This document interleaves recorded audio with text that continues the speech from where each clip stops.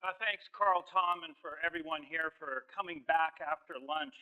Daniel Pink, he's written a number of books on engagement and motivation, and his most recent one was called The Scientific Secrets of Timing. And one of the takeaways from that book is that we all are hitting a cognitive low right about now. So what Carl and Tom were really asking me to do is keep you awake long enough so we could get to the better speakers that are coming after me. So just setting expectations here. Now, they also changed the pointer, so, I got it right. So many years ago, when I started my journey in the area of strategic development, execution practice, I was in that proverbial boardroom that you probably all know. We're about 2 years into a pretty major strategic initiative, and we were there reviewing the results. And as I was reflecting back on what we were trying to tell our board, we went through the normal checklist of things. We had brought together the best team. We had hired a tier 1 consulting firm that came in, did industry benchmarking. We had done massive customer focus groups and studies to really get insights into unmet needs. We had done an exhaustive 6-month competitive analysis of everybody else in our industry. Once we'd gotten buy-in to the plan, then we assembled the team. We had executive sponsorship from the CEO down. Everything was in place for that strategy to be successful. And here we were, 24 months out, looking at the results. And as you can sort of see from the picture I chose for this slide, we weren't exactly celebrating. And it was about that time that through, everybody was trying to rationalize and explain what had happened, that our CEO stepped in and said, come on, people, this isn't rocket science. And as Carl graciously, I was sitting there going, I think I'm the only rocket scientist in the room. I don't get what he means. And so, that kind of, like I said, that was about 30 years ago. And so I've never forgotten that one. And I've made it a passion of mine, independent of helping run businesses, but really understanding the practice of doing strategy, really strategy as a profession. And so over the years, when I think about teams I've been involved with, companies that I've had the pleasure of working with, I've always looked at the results and thought, are my results typical? And so as Carl mentioned, that's why we got into this subject about actually, for the people that are going to be here, let's understand what is a typical result. What do people think of strategy development and execution? What's the rest of the world experiencing? And so along with a virtual team that I work with in this area, sort of call it more research on the practice of strategy, we put this survey together, and I want to thank, it was a rather lengthy survey for those of you that do this kind of work. I want to thank everybody who participated. It actually took a little bit of sit-down time. I know a number of people in this room did it, and so we wanted to share some of those insights with you. Now, we got, it was mentioned, over 300 qualified responses, and qualified means here you actually do the work to go through, and they aren't just checking the boxes down the middle all the way. You actually have responses that were thoughtful. You can look at the times. We had diverse industry coverage.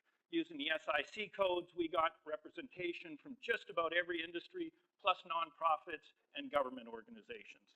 And then in terms of representing companies and organizations of different scale and size, we had everything from, like I said, nonprofits, $1 to $2 million companies, to several $5 billion plus type conglomerates. So I thought we had a pretty good spread in terms of that representation.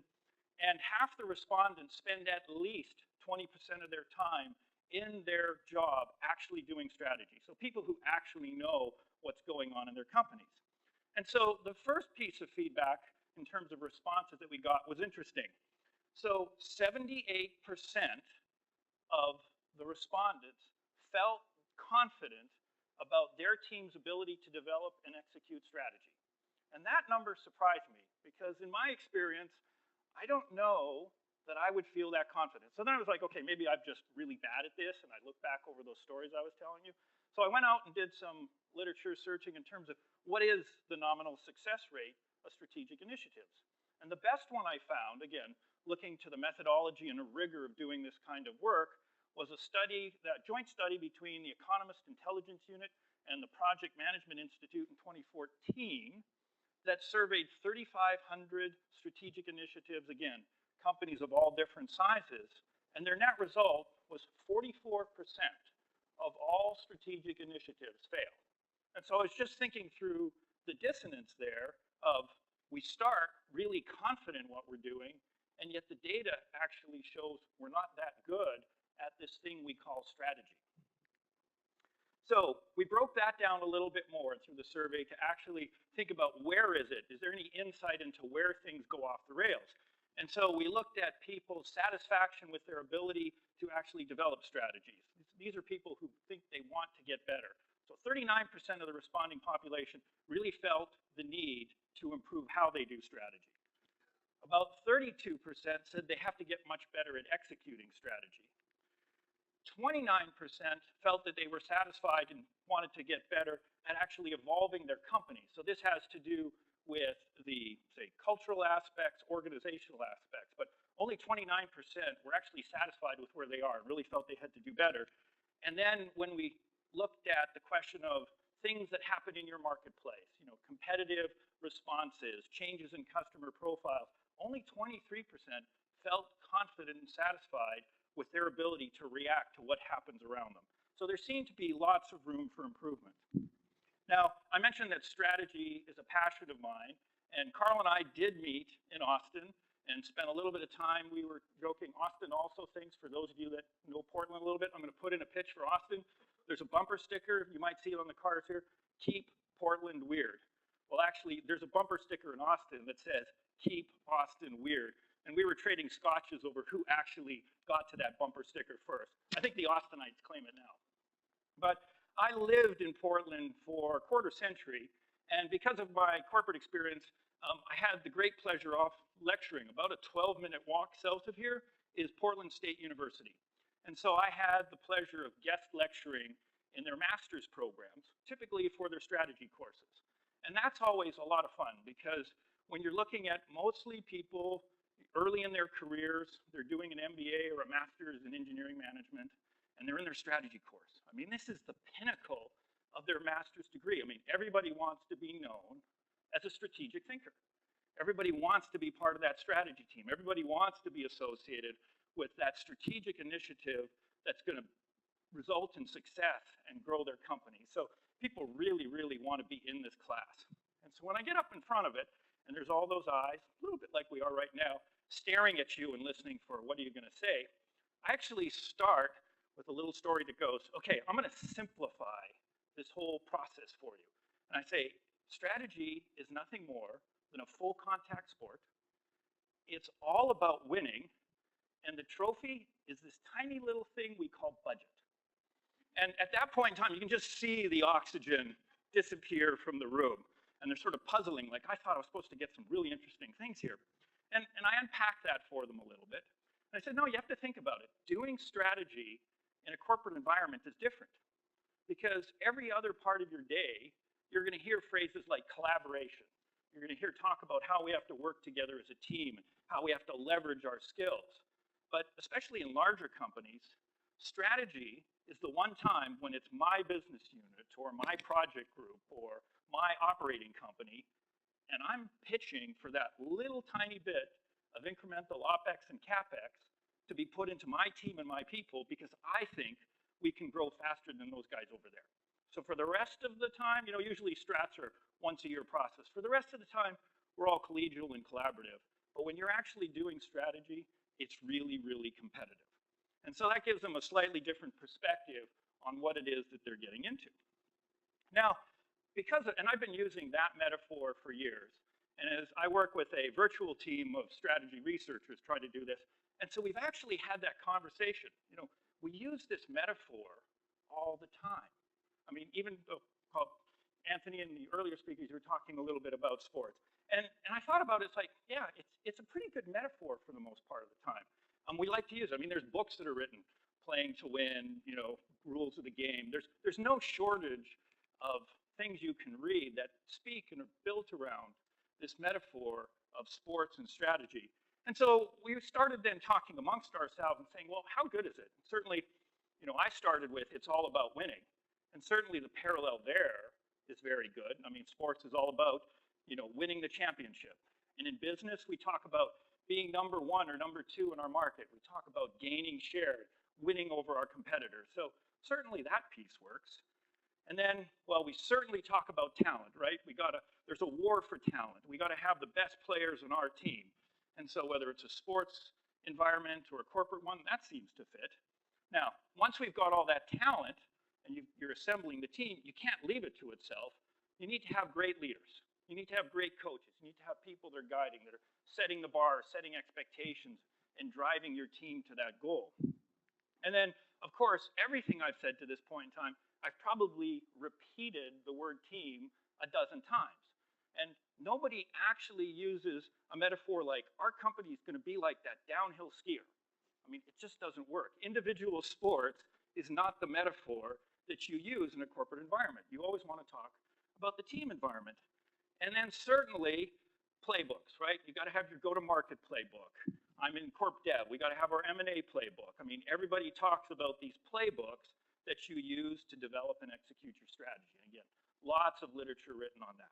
So it would seem, after spending all that time thinking, that maybe sports is a really good metaphor that we can use to train people how to think strategically and how to do this in a corporate environment, with one minor exception. And so if you actually look at all the sports, just using the one that I had up there, baseball, well, there's this thing we call batting practice. And there's this other thing we call pitching practice. And there's this final thing we call fielding practice.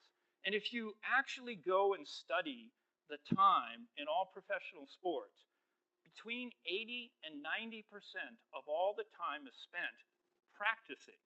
There's very, very little time actually spent in the game environment or in the championship environment.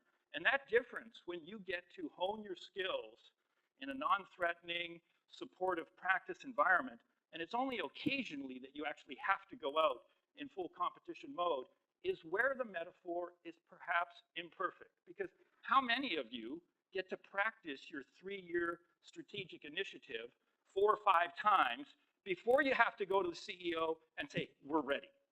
You usually get to pitch it, and 1 or 2 quarters later, you're already measuring it. There is no practice. And so the metaphor that we've been talking about, and like I said, team of colleagues that I stay associated with, is that actually strategy is maybe a whole lot more like rocket science. And think about the first time this country, the United States, was trying to reach the moon. So you only had one chance. I mean, there wasn't going to be multiple attempts. There was only going to be one country that was going to be first to the moon. And getting there the second time and the third time really didn't matter. So, not winning in 2018, but being the 2019 champions, like the Blazers are going to be, great. But, you don't get the same thing. Now, there is no practice. And I think that's probably the most critical thing about how to understand what you're actually doing when you develop and execute strategies. And then it was mentioned a couple of times this morning, the really biggest change between the sports metaphor and what we're referring to as rocket scientists is the degree of uncertainties. If you have some idea, you can study what's going on, you can practice it, you can develop a pretty good strategy and a pretty good execution plan. But when you think of those teams of people that had to be the first ones to the moon, they had no idea what they were going to face. And we sometimes use the word risk, and you can do risk mitigation, but there's a significant difference between risk, which is you can expect something to happen and its probability, and uncertainty, which is I just don't have a clue. And how am I supposed to put a strategy in place when I don't have a clue what my customers are going to do? I don't have a clue what my competitors are going to do. And it's built around a bunch of assumptions. And in fact, one of my favorite stories when I'm talking with my teams about strategy is they always come up and you can paraphrase it. It's like, well, 2 years from now, when we develop this really great product and launch it with our sales team, we're going to win all kinds of market share. And I said, well, that's great. And I said, why is that? Well, because we're so much better than the competition. I said, yeah, but there's an assumption in that. I said, what's that? Well, you're comparing our product 2 years from now to what you just benchmarked today. So what's the competitor going to do over the next 2 years? And they're like, I don't know. Okay, so 2 years from now, why are you so confident that that strategy is going to work when you have no clue what the competitor is going to do? And then you start saying, okay, well, what do you want me to do? Well, there's things you can do, and we'll talk about them a little bit. And then finally, and I want to touch on, I think we're entering a new world, and there's going to be some speakers later this afternoon that will also talk about some of these trends, but we're getting to a point, and the first shot to the moon was actually the first instance in which computers and algorithms were used to assist humans in making decisions. It's pretty clear if you go back through the history that first successful launch and landing on the moon could not have happened if computer technology had not already been there. The calculations that were needed, the scenario planning, the uncertainties cannot be handled by humans. One of the virtual team that I work with is a cognitive neuroscientist. And he's shared with me, and I've really internalized it. The human brain can actually only hold 6 independent thoughts in your head at any one time. 6. So when you think about, all the things I'm supposed to be thinking about and contemplating, you get to 6. And then the next one you put in there knocks another one out. So we as humans are actually really poor at making complex decisions. Oh, by the way, the failure rate for the rocket science, 44% of corporate strategic initiatives fail. In the history of rocket launches, the failure rate's only 6%. So maybe these guys are onto something. Now, where I want to take us next is this whole question of complexity. And are we, this is something you hear all the time, and I think back to that early CEO, we were talking about, well, you don't understand how complex things are right now. And I was thinking, well, that was 30 years ago when we were telling people, you don't understand how complex things are. And so I was thinking, well, I've heard that 30 years ago, 20 years ago, 10 years ago. I'm using it right now. Next week, we've got a strategy session at my company. I've got a couple of teams that are going to be using it. And I saw this quote. I'll just read it.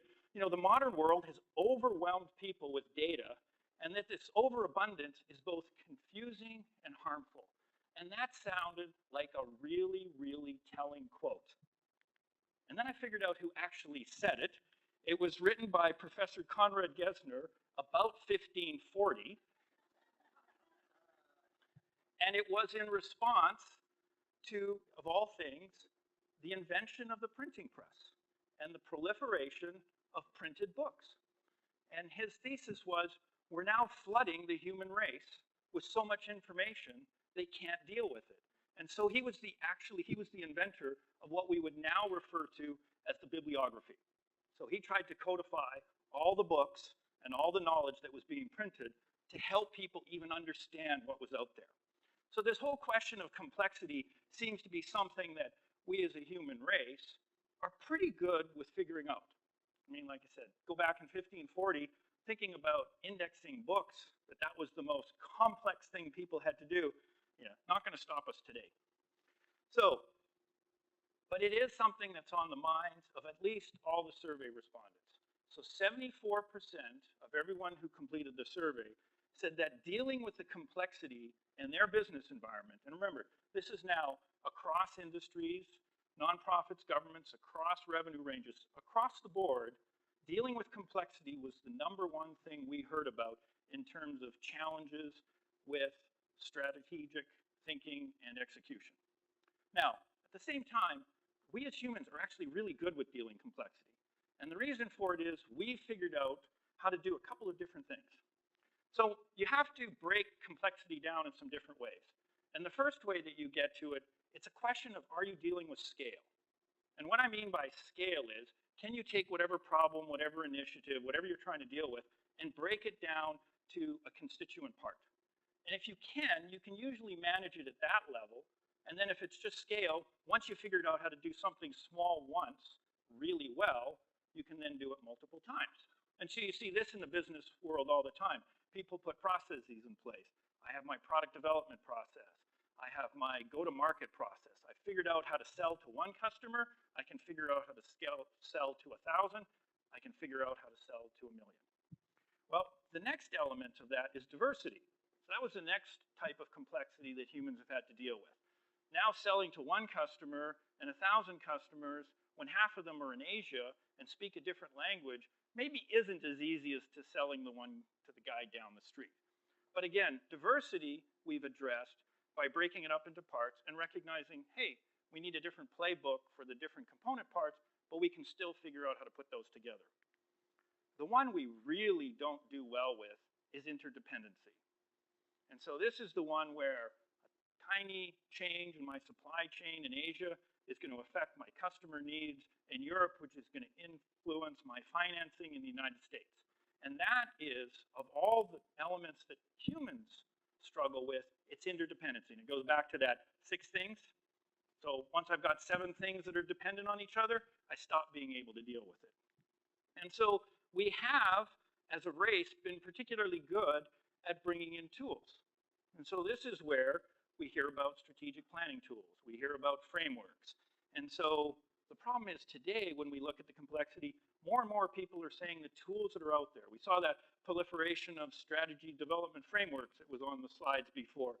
And I've seen that. There's a Boston Consulting has a book that your strategy needs a strategy, and they highlighted there's something like 580 independently developed frameworks for doing strategy. And they're all meant to address some combination of scale and diversity. They don't actually deal with the interdependencies. So that's what's new. Breaking that down a little bit more, we actually looked at where there was complexity, and was complexity in a particular part. So thinking developing, executing, evolving your culture, and then reacting to the market around you. Was there some unique place that that complexity was finding itself more than others? And again, what we heard in the survey was that complexity is now being found in every phase of the strategy development and execution workflow. People are seeing that everywhere and are struggling to deal with it. So going forward, a little bit of future thinking then. We've really spent a little bit of time thinking complexity. We've dealt with the tools before. Maybe we're good for another 30 years, because we can just keep applying the same approach of coming up with some good tools, some good frameworks, and it'll take us into the next decade. Except for if you really look at it and think about just from the lens of interdependency, is our world truly hitting a new inflection point? And so if you think from an economic point of view, and the little picture I've got there, global supply chains, global interconnected economic systems, the tiniest little change, maybe a trade war here or there, doesn't affect 2 companies, it affects the globe. You've got, and we've talked about it this morning and you hear about it, the amount of data that's coming in today. You know, server centers, social media platforms, the ability for our businesses to generate data, which we don't actually have the same capacity to analyze, is far outstripping what we're thinking about. So you probably heard about 5G networks. Certainly it's supposed to make our cell phones faster, but this is also going to introduce new levels of connectivity between machines and humans. It's associated with autonomous driving, so our cars are going to become robots. Our robots are going to interconnect with other robots. They're actually going to leave us out of the picture and do a lot of the decision making behind the scenes for us. And then certainly we've got no shortage of emphasis today on machine learning and algorithms and artificial intelligence. And one of the most interesting things from that is I'm actually today in an industry who gets asked with the question, how do we test whether an artificial intelligence algorithm is working or not? I know how to test whether or not the car I just produced is going to work. I even know how to test some of those rocket components and see if they're going to fail. But we don't actually know how to test an AI algorithm. We haven't figured that out. We just trust them. We just trust them to do things.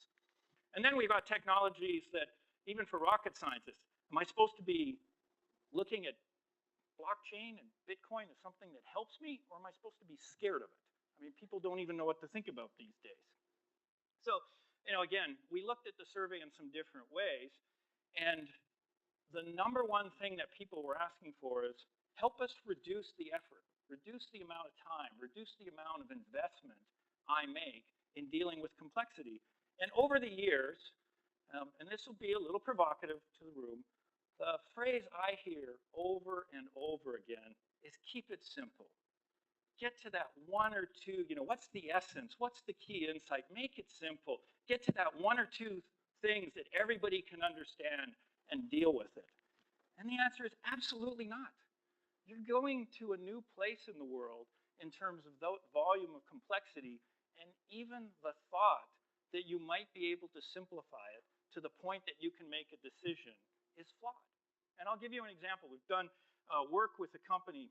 They had a really successful strategy, 20 years of double-digit growth, taking market share, just a standout in their industry. And then over the last several years, that strategy really didn't seem to be as effective as it was historically. They looked at it. They had this typical boardroom arguments. Hey, is it an execution issue? Is it a leadership issue? Is it a strategy issue? If it's a strategy issue, what is it? Is it our sales strategy isn't working? Is it something about our product strategy? Well, we actually came back and with some proprietary tools, and we did a computational analysis. And what we ended up identifying was that their strategy actually comprised about 100 strategic elements, all of which were distributed and were contributing like a point or 200 basis points of growth, so that what they saw as one strategy was actually the coherent working of a 100 component strategy that they had developed over the years. And what they didn't realize was that over 2 decades, about 2/3 of those elements stopped working. But because you were only measuring one thing, because you were just focusing on one thing, you had no way of actually seeing what had happened. And all you could tell was, weren't hitting the revenue, weren't hitting the profit goals, and a lot of really frustrated people. And so we've been spending a lot of time looking at how do we apply these computational techniques both to the development, analysis, and then tracking the performance of strategies going forward. Now, and this was referred to a little earlier as well, this isn't actually a new practice. So in the financial trading industry, if you go back about 25, 30 years, and whether it was the Chicago Mercantile Exchange or the New York Stock Exchange, financial decisions were made by very experienced people with a lot of intuition in real time on a floor. I mean, that's the way billions and trillions of dollars and decisions were made in real time. Now, I have a colleague who also studied under a Nobel laureate and has been in that market for years, and he worked in a very unique environment. It's like about 10 people get to do this. He worked in the bond trading, the global bond trading floor. It's actually in Tokyo, of all places, to offset on times. And the way he used to describe it, at the end of any one trading day, he could point to the person in the room that actually moved the bond market. So whether it was up or down, you could actually point to, she did it. Except for, when I asked him about that, how do you train someone to have that much responsibility? He laughed. He says, what do you mean train someone? He said, there isn't anybody in that room making a decision. Every single decision for bond markets today is made with an algorithm. They have humans check them once in a while, but that team of people and what he was a computational scientist. And all they were doing was developing these algorithms to do human decision support. And that's how all the bond markets move today. Now, one can say, hey, that's the financial market. We're talking about billions and trillions of dollars. That makes sense. But 2 things have changed that. One, it used to be the financial industry because you had a wealth of data. And the other reason it used to be the financial industry is because they were the only ones who could afford computing costs. So at the time my colleague was trading bonds in Tokyo, the computers they were buying to do that were about 100,000 each, and they had a floor of them. That same computational power, you've probably all heard of Moore's Law, but translating Moore's Law, what it means in this scenario, is a computer that in the late 90s was costing over $100,000 is currently costing about $10 and is sitting in the A10 chip that most of us have on our iPhones. And we're not stopping there. I mean, that's going. I have one of my colleagues here that helped me with the research. We had an opportunity to see the early version of IBM's Watson computer, the one that won the Jeopardy challenge. Now, discounting, they've had a lot of public press lately about some of the failures of that system. There's a whole different reason they're struggling in healthcare. But to put that one in context, when we saw Watson, it was also a computer that was probably the size of half of this room that we're sitting in. They expect that to be on a laptop in 2021. So what won Jeopardy in 2010 will be on a laptop in 2021. Oh, and by the way, they made it really tough because the Watson computer wasn't allowed to be connected to the internet. So it got to get its data once, and then it had to do everything inside. The other thing that might surprise you, and I ask this question a lot of times, that sounds like a lot of work. We're talking about IBM, we're talking about millions of dollars, big computers. How many people did it take to develop the algorithm that beat the best human at Jeopardy? Anybody want to guess? For the software, people that do software in this room, we typically talk about man years of software development. Anybody want to shout one out? I need somebody to. 300. I like the 300 number. So let me put a typical one. So a normal software, where's Carl? How many people do you have total? Yeah.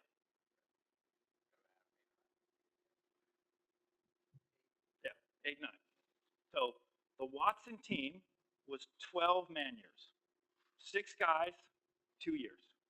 Built the algorithm, not the computers, but 6 man years, or 12 man years, 6 guys, 2 years to build an algorithm that beat the best human at what we think of as a very human endeavor. And that was in 2010. And so you have to take that, the combination of the reduction in the cost of computing, the ease of developing these algorithms, and then the onset of things like machine learning and artificial intelligence. These are all tools and techniques that are making doing this kind of strategy analysis and measurement much easier going forward.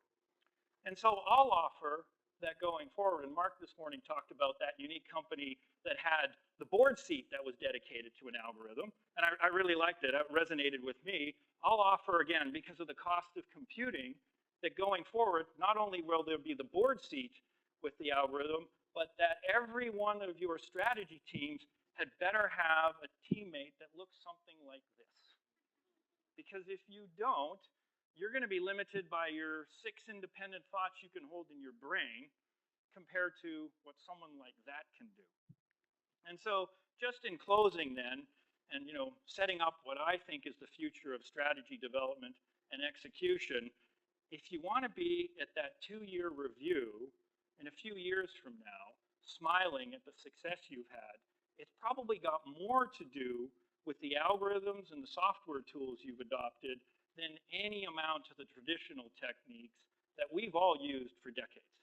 So with that, I think I'm good.